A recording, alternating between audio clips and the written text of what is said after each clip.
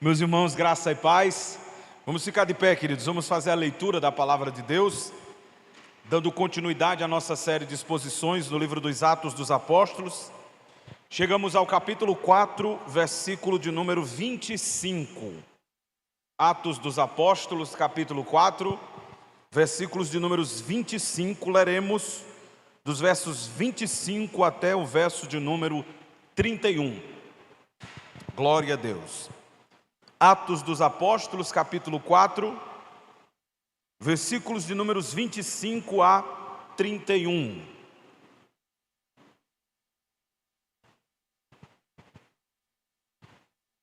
Meus irmãos, antes de nós fazermos a leitura da palavra, deixe-me compartilhar algo com os irmãos que aconteceu esta manhã. Nós fomos a um sítio perto de um lugar chamado Maniçoba. Nós fomos com a irmã Silene orar pela irmã dela que está enferma. E graças a Deus, quando estávamos ali, a irmã da irmã Silene é super legal, eu gostei muito dela, bem atenta, ela estava ouvindo a palavra. E nós falamos do evangelho para ela, e mesmo em meio à enfermidade, ela decidiu por Cristo e aceitou o Senhor Jesus como Salvador da sua vida. Amém, meus irmãos? E eu estou contando isso porque após a leitura nós vamos orar por ela, orar para que Deus a cure e a restaure, e também orar para que o Senhor a firme, porque como é muito distante, não tem como ter uma assistência mais pessoal, mas que Deus possa continuar trabalhando na vida dela, usando a irmã Silene para continuar falando de Jesus para ela, firmando os passos dela, e que os irmãos lá da igreja, que tem uma igreja lá perto também, possa ir para lá e dar assistência a ela. E meus irmãos, foi algo muito bom, extraordinário, tremendo, coisa de Deus. Então nós fomos lá para orar pela cura física, mas ela foi curada espiritualmente. Isso é extraordinário, né? Glória a Deus. Atos capítulo 4, versículos de números 25 a 31. Quem achou, diga amém. Que dissestes pela boca de Davi teu servo, porque bramaram as gentes e os povos pensaram coisas vãs. Levantaram-se os reis da terra e os príncipes se ajuntaram a uma contra o Senhor e contra o seu ungido. Porque verdadeiramente contra o teu santo filho Jesus, que tu ungiste, se ajuntaram não só Herodes, mas Pôncio Pilatos com os gentios e os povos de Israel, para fazerem tudo o que a tua mão e o teu conselho tinham anteriormente determinado que se haviam de fazer. Agora, pois, ó Senhor, olha para as suas ameaças e concede aos teus servos que falem com toda a ousadia a tua palavra, enquanto estendes a tua mão para curar e para que se façam sinais, prodígios, pelo nome de teu santo filho Jesus. E tendo orado, moveu-se o lugar em que estavam reunidos, e todos foram cheios do Espírito Santo, e anunciavam com ousadia a palavra de Deus. Quem diz amém, meus irmãos? Oremos. Querido Deus, Pai Celestial, nós glorificamos o Teu nome, agradecemos ao Senhor pelo privilégio que temos de nessa noite estarmos aqui reunidos para adorar ao Senhor na beleza da Sua santidade. Pedimos em nome de Jesus que o Senhor continue dando graça para que nós possamos pregar a Tua palavra com toda a ousadia no Espírito Santo. Oramos também, ó Deus, nesta oportunidade pela nossa irmã Rosa, que decidiu pelo Senhor nesta manhã. Que o Senhor continue firmando os passos da Tua serva. Que o Senhor confirme cada vez mais, ó Deus, a sua vocação em Cristo. E acima de tudo, meu Pai, tem misericórdia e alivia as dores dela, Senhor. Ela tem passado por processos difíceis, mas o Senhor é o Deus que afofa a cama dos justos na enfermidade. O Senhor é o Deus que faz milagres extraordinários nesta terra e ainda hoje. E nós oramos para que o Senhor cure a irmã Rosa pelo poder que há no Teu santo nome, e que a sua saúde lhe seja restaurada, e que o Teu nome seja glorificado ali naquele povoado, e que todos reconheçam que Tu és o Senhor sobre todas as coisas. Oramos assim em nome de Jesus, amém. Glória a Deus. Pode sentar. Meus irmãos, nós estamos estudando dentro do contexto em que a igreja ameaçada ora em meio às ameaças. E semana passada nós começamos a estudar a oração da igreja primitiva. E eu disse aos irmãos que estudar as orações da Bíblia é uma ótima maneira para se aprender a orar. Porque quando nós analisamos a forma, a maneira como os homens de Deus oravam, nós vamos perceber que é muito diferente da forma como muitos cristãos oram hoje. A maioria dos cristãos, quando se dirigem a Deus em oração, antes de reconhecer o seu poder, a sua soberania, a sua capacidade, a maioria dos cristãos já estão de joelhos antes de glorificar a Deus, pedindo. E não que seja errado pedir, não é. Mateus capítulo de número 7, versículo de número 7, Jesus disse: pedi e dar-se-vos-á, buscai e achareis, batei e abre-se-vos-á. E ele diz: porque todo o que pede, recebe, o que busca, encontra, e o que bate, abre-se-lhe-á. Então não é errado pedir na oração, oração também é pedir. Mas quando nós analisamos as orações da Bíblia, como é o caso aqui em Atos, antes de pedir alguma coisa, os irmãos gastavam tempo reconhecendo a soberania de Deus. Não vamos aqui repetir o que falamos semana passada, mas só para situar os irmãos, veja o versículo 24: e ouvindo eles isto, unânimes levantaram a voz a Deus e disseram: Senhor, Tu fizestes o céu e a terra, o mar e tudo que neles há. Perceba que eles não começaram pedindo, eles começaram do jeito que nós pontuamos semana passada, reconhecendo a soberania de Deus. Eles estão em meio às ameaças, e quando eles oram, a primeira coisa que eles reconhecem é que, diante de qualquer provação, Deus é soberano. Glória a Deus. Diante das ameaças, Deus é soberano. Porque na verdade, como diz o Warren Wiersbe, quando nós estamos enfrentando provações, nós temos a tendência de achar que Deus perdeu o controle de todas as coisas. Quando nós estamos enfrentando momentos de dificuldade, nós temos a tendência de achar que as coisas estão saindo do comando de Deus.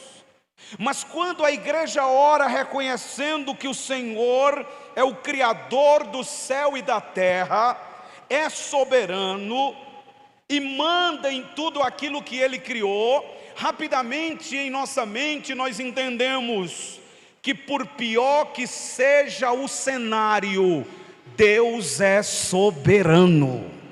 Aleluia! Por pior que seja a perseguição, Deus é soberano, ou seja, as ameaças humanas não frustram o poder e os decretos do soberano Deus, Criador dos céus e da terra. Então a primeira coisa que eles fizeram foi orar reconhecendo a soberania de Deus. E qual é a segunda coisa que temos aqui que aprender na oração da igreja primitiva? Veja comigo o versículo 25. Eles estão orando, reconheceram a soberania de Deus, e agora eles dizem, verso 25, que dissestes pela boca de Davi, teu servo, porque bramaram as gentes e os povos pensaram coisas vãs. A segunda coisa que nós aprendemos na oração da igreja primitiva é que eles oraram firmados na palavra de Deus. E eu quero que os irmãos aprendam isso. Primeiro, oraram confiando na soberania de Deus. Segundo, oraram firmados na palavra de Deus. Ou seja, o que trazia inspiração para a oração da igreja primitiva era a palavra. E meus irmãos, um crente que não lê a Bíblia não vai orar biblicamente. Pedro, quando está orando aqui, ele cita no verso 25 o Salmo de número 2, que nós vamos já analisar. Então veja, à medida que Pedro está orando junto com os apóstolos, o que vem à mente dele? Teologia da prosperidade? Não. Positivismo idiota? Não. O que vem à mente de Pedro é justamente a palavra. Ele não ora baseado nas suas emoções. Ele não ora baseado em seus sentimentos, porque as nossas emoções e os nossos sentimentos, eles são coisas que são movíveis. Ora estamos tristes, ora estamos alegres. Os nossos sentimentos, as nossas emoções, elas são mutáveis. Nem todo dia nós estamos do mesmo jeito.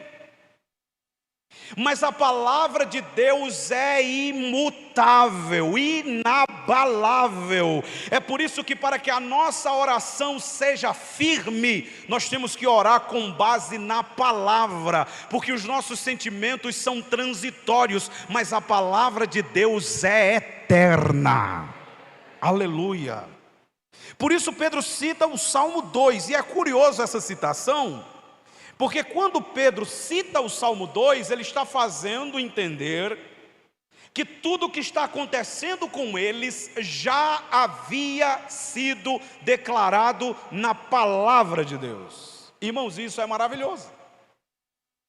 Porque quando eu sei que o que eu estou passando, quando eu sei que o que a igreja brasileira está passando, quando eu sei os tempos em que eu estou vivendo com base na palavra, que a palavra já falou que aconteceria, eu não me desespero.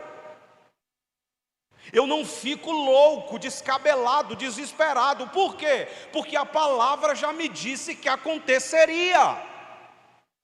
Então quando você percebe um crente desesperado porque está havendo guerra, rumores de guerra, quando você percebe que um crente está desesperado porque cristãos estão sendo perseguidos mundo afora, porque governos corruptos se levantam contra a igreja, se você vê algum cristão desesperado com essas coisas, está faltando Bíblia, está faltando conhecimento da palavra. Se você vê crente com medo de vir para a igreja, com medo de perseguição, se você ver crentes com medo de pregar o evangelho e ser rechaçado na escola, na faculdade, na rua, está faltando conhecimento bíblico, porque a Bíblia diz: nos últimos tempos virão tempos trabalhosos. Mateus capítulo 24, Jesus garantiu: haverá guerras e rumores de guerras, nação se levantará contra nação. E em Mateus capítulo de número 10, Jesus disse que os inimigos dos cristãos seriam seus próprios familiares. Quando se tem conhecimento do que a Bíblia diz, irmãos, e do que Deus já revelou em sua palavra, quando as coisas estiverem acontecendo, nós não vamos olhar para isso surpresos, boquiabertos. Nós vamos olhar para essas coisas como Pedro olhou aqui. Tudo que está acontecendo é cumprimento da palavra de Deus.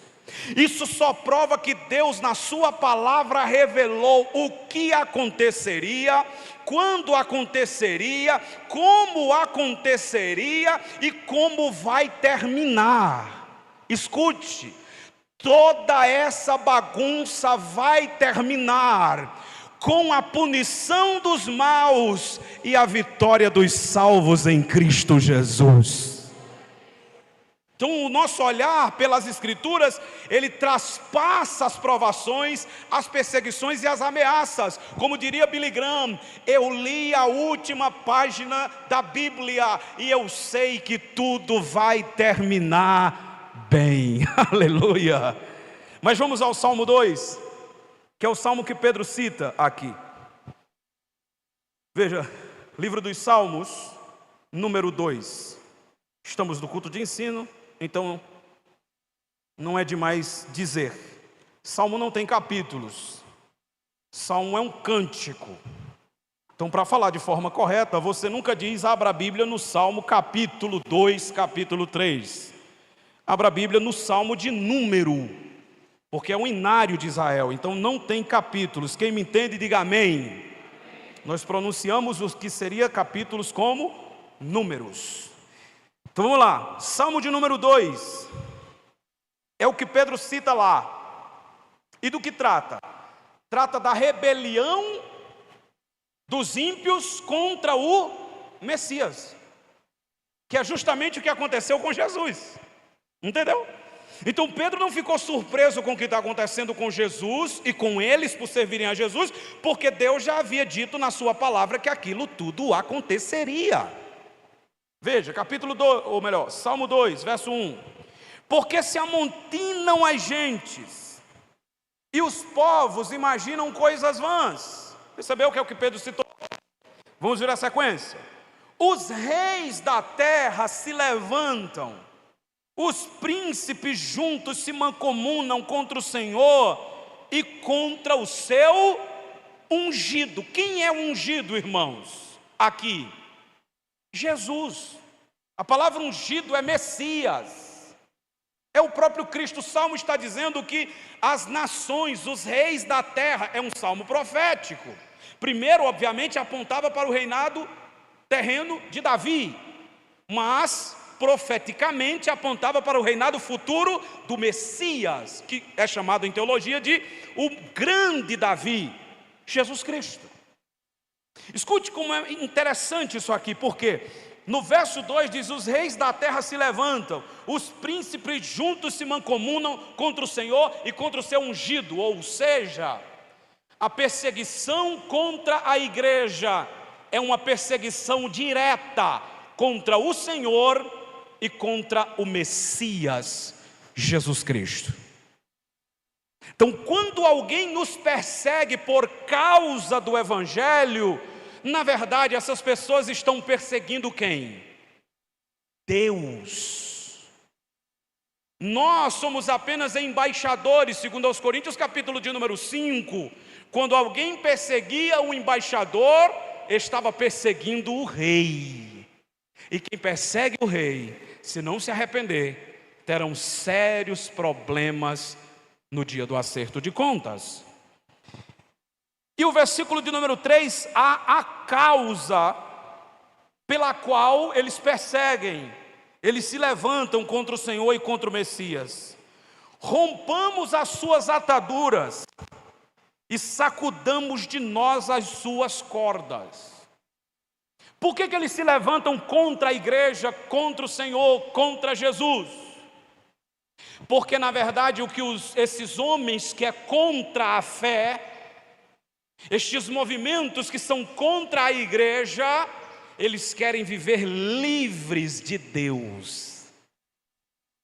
Irmãos, para o ateísmo, para os movimentos contrários à fé, para os perseguidores da igreja do Senhor e de Jesus, Deus é um incômodo. Eles acham que Deus é como alguém mau, que amarra as pessoas.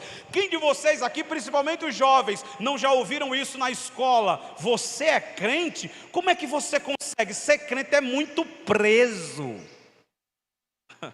É essa linguagem aqui, ó. Sacudamos de nós as suas ataduras, suas cordas. Em outras palavras, vamos nos livrar de Deus.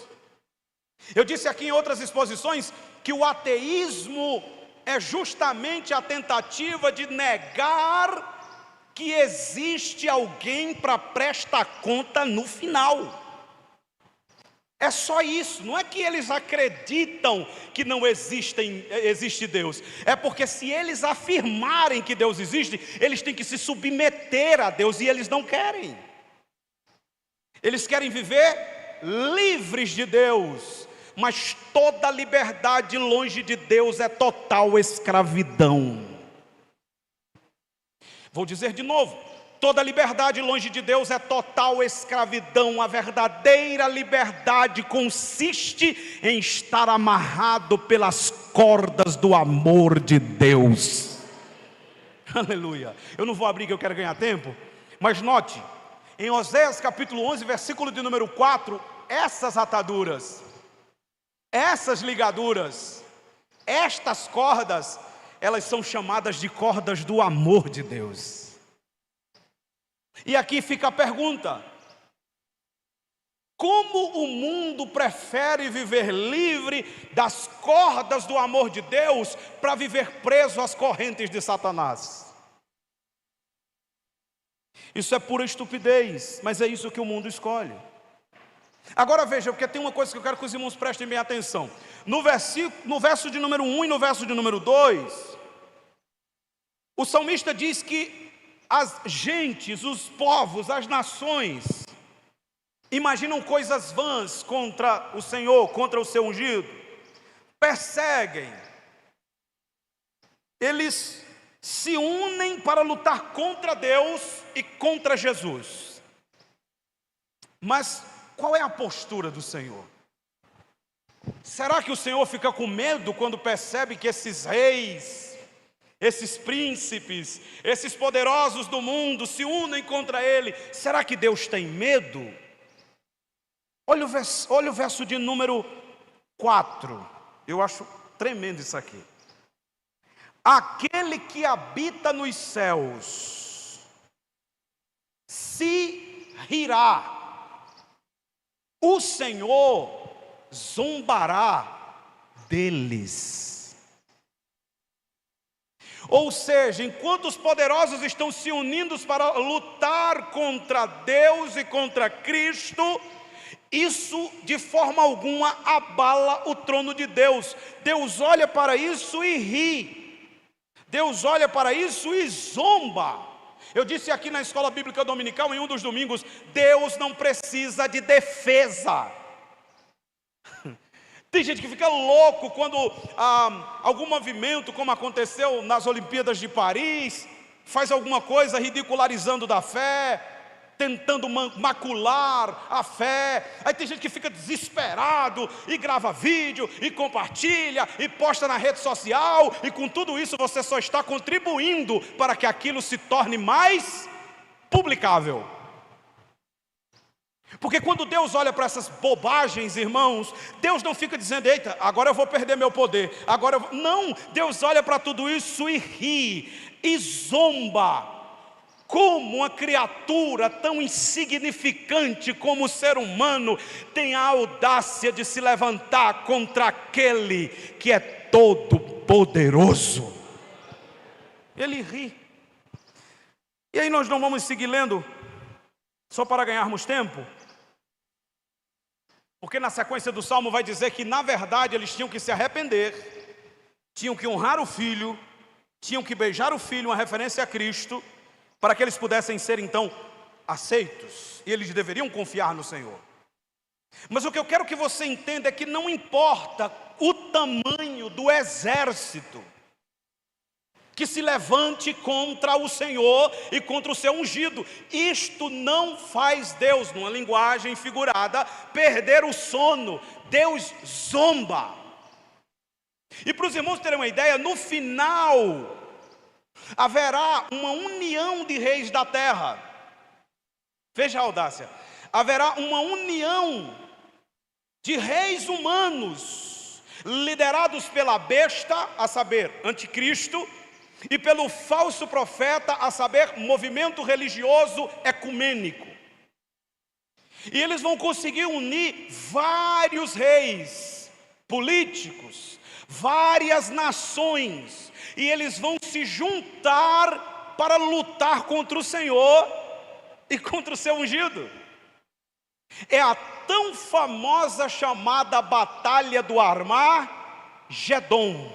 que nas palavras do pastor Antônio Gilberto não é uma batalha, porque quando do outro lado do ringue se tem um guerreiro invencível, não tem batalha.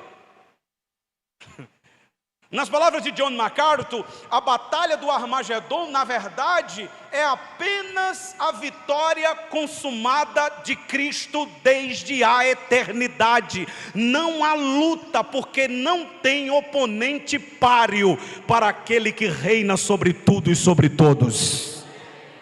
Mas eu quero que vocês abram agora Apocalipse, capítulo de número 16. Apocalipse capítulo 16. Veja a audácia, irmãos. Eu leio esses textos em casa e eu fico rindo, com tamanha audácia. Apocalipse capítulo de número 16, versículo de número 13 e 14. Apocalipse 16, versículo 13 e 14, quem achou, diga amém. E da boca do dragão, e da boca da besta, e da boca do falso profeta, vi saírem 3 espíritos imundos, semelhante a rãs, que na mitologia pagã da época simbolizavam demônios. Então o que João está fazendo aqui é apenas pegando algo que era conhecido mitologicamente na época, para ilustrar que na verdade neste tempo haverá manifestações demoníacas. Esse é o tempo da grande tribulação, e quem me entende, diga amém. Muito bem. Mas note o versículo 13, tem 3 personagens aí. O dragão, referência direta a Satanás. A besta, referência direta ao anticristo.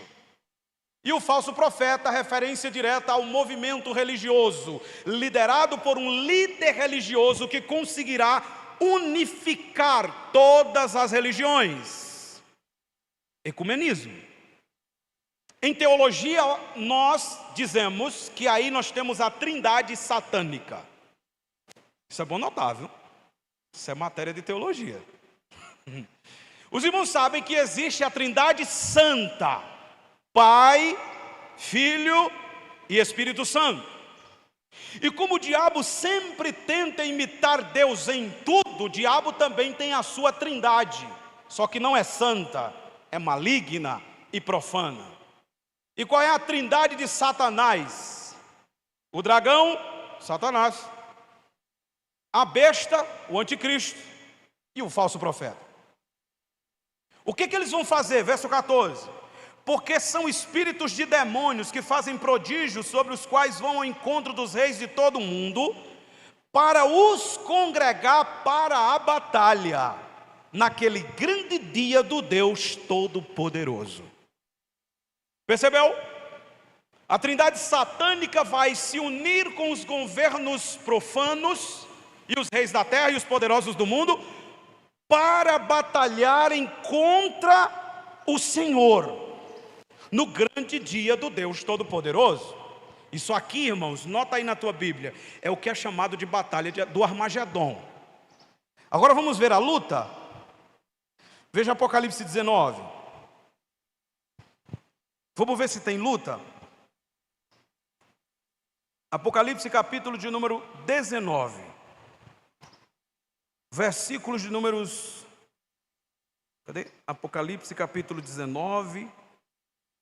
Deixa eu pegar o texto que eu quero ler para a gente ganhar tempo na leitura. 19, versículo de número 11.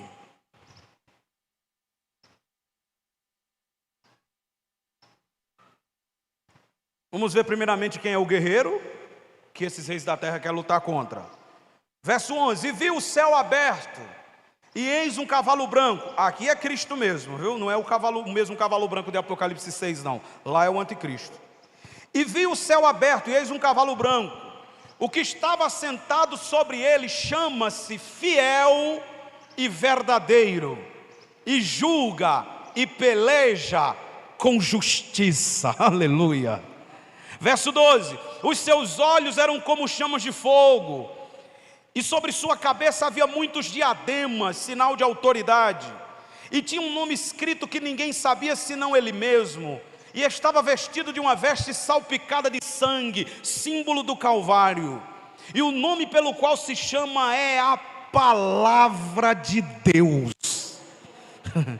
E seguiram-no os exércitos que há no céu, em cavalos brancos e vestidos de linho fino, branco e puro. Quem são esses exércitos que vêm acompanhado do fiel e verdadeiro? A igreja, o exército angelical e os santos do Antigo Testamento que viveram pela fé. Aleluia. Nós vamos vir também para a batalha, irmão, mas nós não temos nem o gosto de lutar. Versículo 15.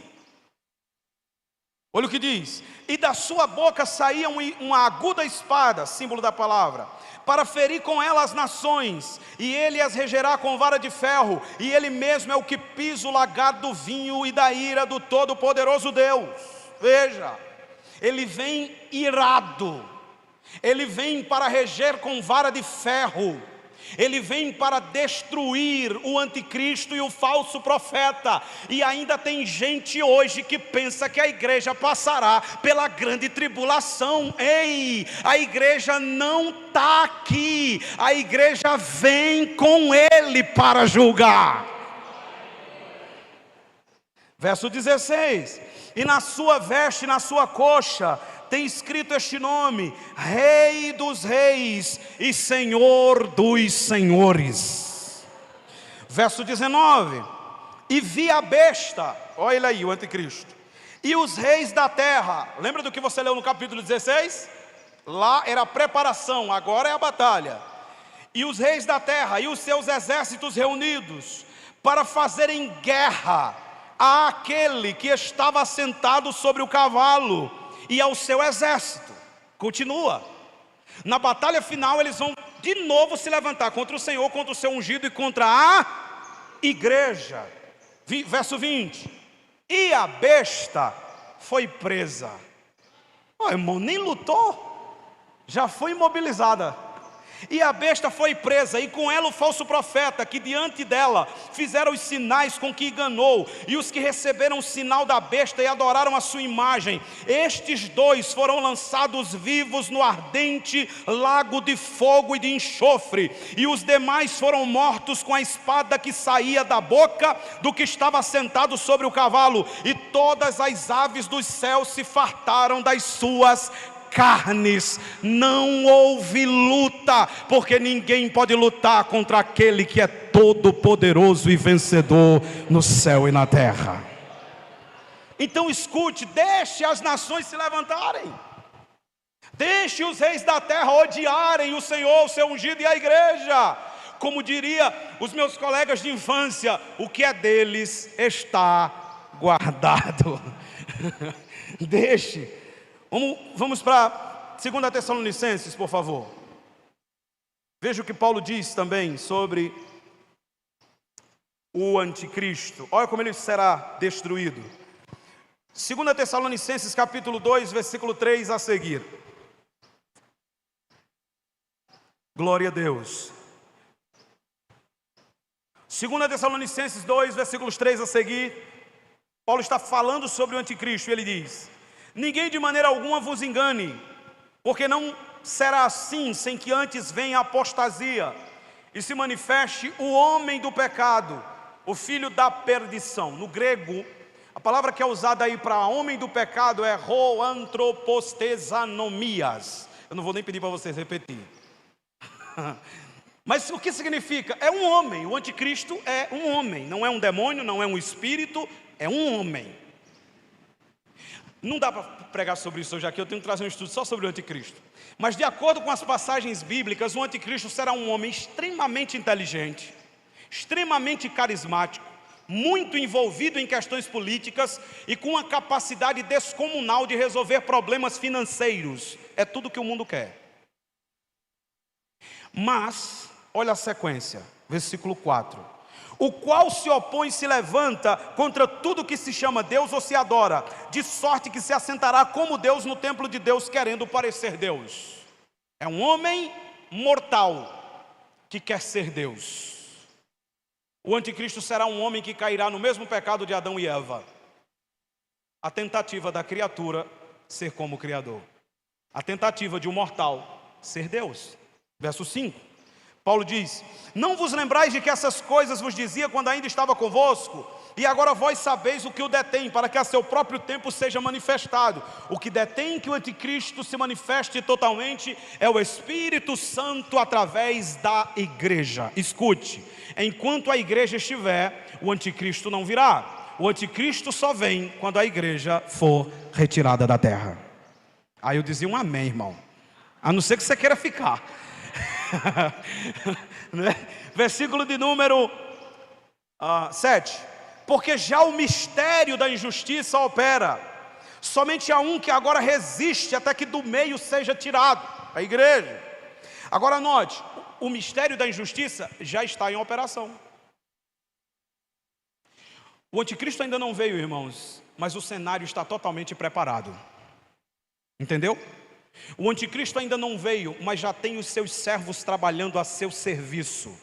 Na política, nas escolas, nas igrejas falsas e na boca de falsos pastores e falsos profetas. Então já está sendo tudo preparado para a chegada do anticristo. Mas nós estamos esperando a volta do rei, como dizia Lauriette. Amém? Vamos lá, versículo 8, E então será revelado o iníquo, quando a igreja for tirada, a quem o Senhor desfará pelo assopro da sua boca e aniquilará pelo esplendor da sua vinda. O anticristo junto com todos os reis da terra se levantarão contra o Senhor e contra o seu ungido e contra a igreja na tentativa de fazê-los destruir. Mas veja o texto que você acabou de ler. O texto não diz que Jesus pegou uma espada. O texto não diz que Jesus ordenou que 12 legiões de anjos descessem. Não, o texto diz, pelo sopro da sua boca o iníquo será destruído. Veja o poder do seu Deus, irmão. É isso que Pedro faz. Aí pode voltar para Atos. Que é isso que Pedro faz quando ele ora aqui. Quando Pedro está em sua oração, em Atos capítulo 4 e versículo de número 25, ele não está com medo das ameaças, ele não está com medo do que pode acontecer com a igreja, ele não está com medo de absolutamente nada, porque ele sabe que o Deus da igreja é invencível, ninguém pode vencê-lo, ninguém pode feri-lo e ninguém pode destruí-lo. Essa é a nossa confiança. É por isso que nós não temos que nos desesperar com o que acontece no mundo. Se nós tivermos palavra, se nós tivermos Bíblia, se nós conhecermos as Escrituras, nós vamos olhar para tudo isso e ao invés de ficarmos loucos, desesperados, nós vamos dizer, é cumprimento da palavra. Isso só prova que Deus conhece toda a história e manda nela. Por isso Pedro cita, pode voltar para Atos 4:25. Oram firmados na palavra que dissestes pela boca de Davi teu servo, porque bramaram as gentes e os povos pensaram coisas vãs. Verso 26. Levantaram-se os reis da terra, os príncipes se ajuntaram a uma contra o Senhor e contra o seu ungido. A mesma citação do Salmo. Então eles oraram firmados na palavra. Isso aqui, irmãos, é extraordinário. Quando você for orar, inspire-se na palavra, cite a palavra, fale a palavra em sua oração, porque isto é uma oração bíblica que agrada a Deus. Amém? Agora o que temos mais aqui? Terceiro lugar, verso de número 27 e 28. Porque verdadeiramente contra o teu santo filho Jesus que tu ungiste, se ajuntaram não só Herodes, diga comigo, Herodes, diga Pôncio Pilatos, os gentios e os povos de Israel. Quem é da minha época vai lembrar. É ruim, né, falar assim. Eu só tenho 32 anos, tá, irmão? Então quando eu digo quem é da minha época, eu ainda estou falando de uma época bem jovem. Quem é da minha época vai lembrar de uns super-heróis que eram chamados de Quarteto Fantástico. Quem lembra? Levante a mão aí. Tem um bocado de gente assim, né? Da minha época. Quarteto Fantástico, que era composto por 4 super-heróis. Aí vocês me ajudam. Um que era de borracha, um elástico. Tinha uma mulher invisível, né? Tinha um tocha humana, qual era o outro? O coisa.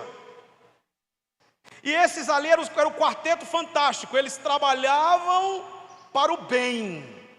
Mas o que você acabou de ler é o quarteto do Satanás, não é o quarteto fantástico. O que você acabou de ler é o quarteto do diabo: Herodes, Pilatos, gentios e povo de Israel.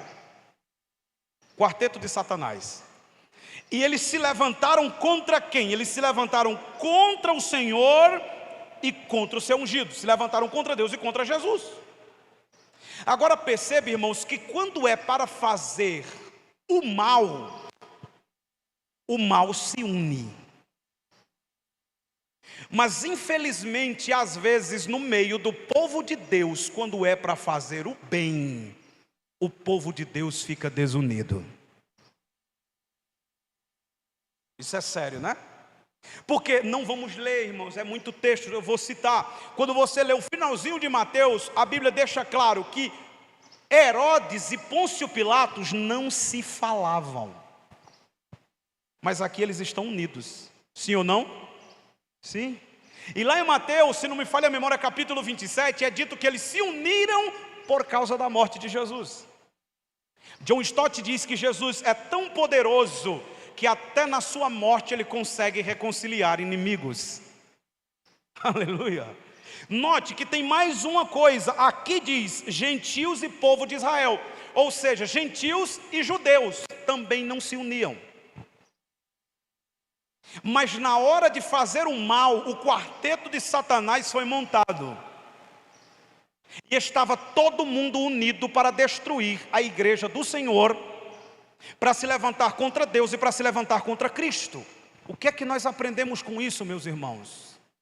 Se o reino das trevas está unido contra a igreja, se a igreja estiver desunida, será facilmente derrotada.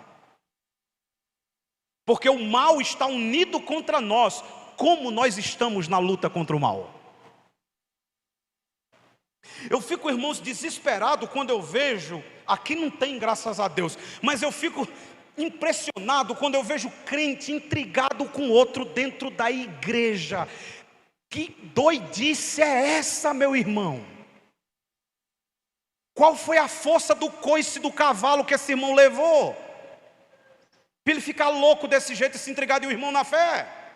Note, o reino do mal se une contra nós, e nós estamos nos desunindo para lutar contra o reino do mal. Mas eu ainda creio, irmãos, na palavra, e eu ainda creio que se houver intrigas no meio do povo de Deus, as intrigas serão desfeitas, e nós estaremos unidos para lutar contra o mal. É curioso porque agora, primeiro eles oram confiando na soberania de Deus. Segundo, eles oram firmados na palavra de Deus. Terceiro, eles oram reconhecendo que Deus tem o controle da história. Porque o que nós acabamos de ler aqui é a revelação de um Deus que controla todas as coisas. O versículo 26 e o versículo 27 fala sobre Herodes, Pilatos, gentios, judeus, todos reunidos para fazer algo, e sem saber, tudo o que eles estavam fazendo já havia sido decretado, predeterminado pelo próprio Deus. Por quê? Porque Deus tem o controle da história. Deus não precisa olhar para o corredor da história e ver o que vai acontecer. Deus sabe o que vai acontecer porque Ele criou a história. Ou seja, como um escritor, eu estou na luta para terminar 3 livros que eu estou escrevendo, mas não tenho tempo de terminar. Estou escrevendo 3 livros, um de teologia, um de filosofia e um outro que é mais devocional. Mas eu não consigo terminar, porque eu não tenho tempo. Mas escute, eu sei como vai terminar meu livro. Por quê? Porque sou eu que estou escrevendo.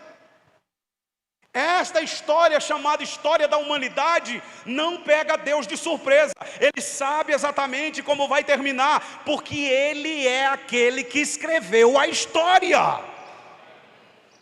E é por isso que o versículo de número 28 diz: para fazerem tudo o que a tua mão e o teu conselho tinham anteriormente determinado que se havia de fazer.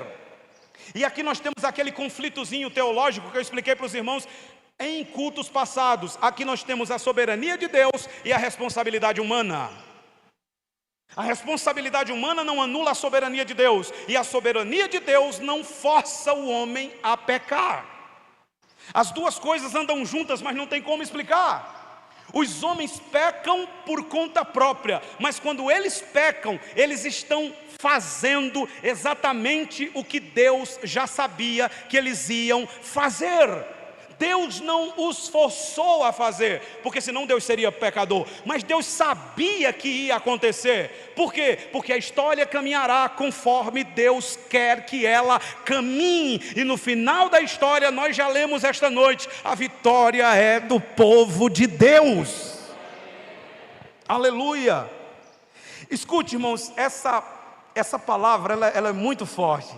Para fazerem tudo que a tua mão e o teu conselho tinham anteriormente predeterminado. Ou seja, Pedro na oração ele está reconhecendo que Deus tem o controle da história e que a mão de Deus está controlando todas as coisas. Irmãos, isso aqui para mim é o máximo da revelação bíblica. Por quê? Porque nós estamos aprendendo nesta noite que no meio de toda essa bagunça, a mão de Deus está controlando toda a história. É por isso que certa vez um enviado papal advertiu Martinho Lutero de que ele seria severamente punido se ele não mudasse as suas ideias, quando ele começou a pregar contra a Igreja Católica. E aquele emissário disse assim a Lutero: se você não parar com isso, você vai ser punido severamente.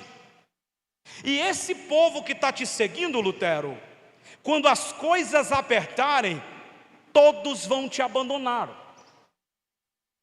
E aí disseram para Lutero, aquele emissário perguntou: quando isso acontecer, o que você vai fazer? E a resposta de Lutero foi surpreendente. Lutero disse: então, quando isto tudo acontecer, eu estarei no mesmo lugar que estou agora. Aí o emissário disse: onde? Ele disse: sustentado pelas mãos do Todo-Poderoso Deus.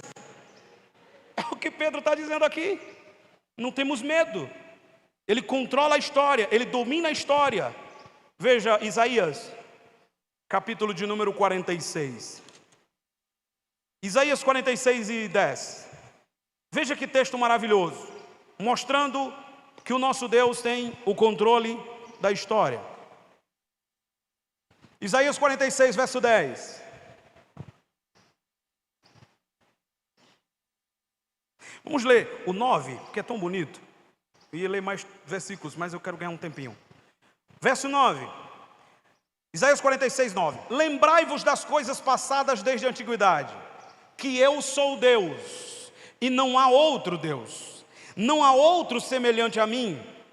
Verso 10, que anuncia o fim desde o princípio, e desde a antiguidade, as coisas que ainda não sucederam.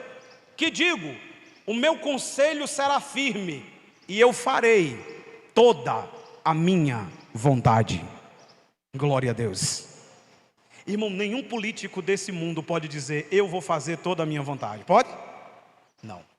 Nenhum ser humano pode dizer assim: eu vou fazer toda a minha vontade. O único ser que pode dizer: toda a minha vontade será feita, é aquele que diz: ainda antes que houvesse dia, eu sou. E não há ninguém que possa fazer escapar das minhas mãos, operando eu, quem impedirá? Só o Senhor. E olha o versículo 11, ele diz: que chamo a ave de rapina desde o oriente, e o homem do meu conselho, desde terras remotas, porque assim o disse e assim acontecerá. Eu determinei, eu também o farei. Então note, não existe essa de eu determino, como Kennedy Reagan ensinou. Não, isso é heresia. Não existe isso. Nós não temos poder para determinar nada. Nós não temos poder para dizer: eu não aceito isso. Não, sabe por quê? Porque nós somos seres humanos. Nós não temos como dizer isso aqui, só Deus pode dizer isso, ó. Eu determinei, eu também o farei.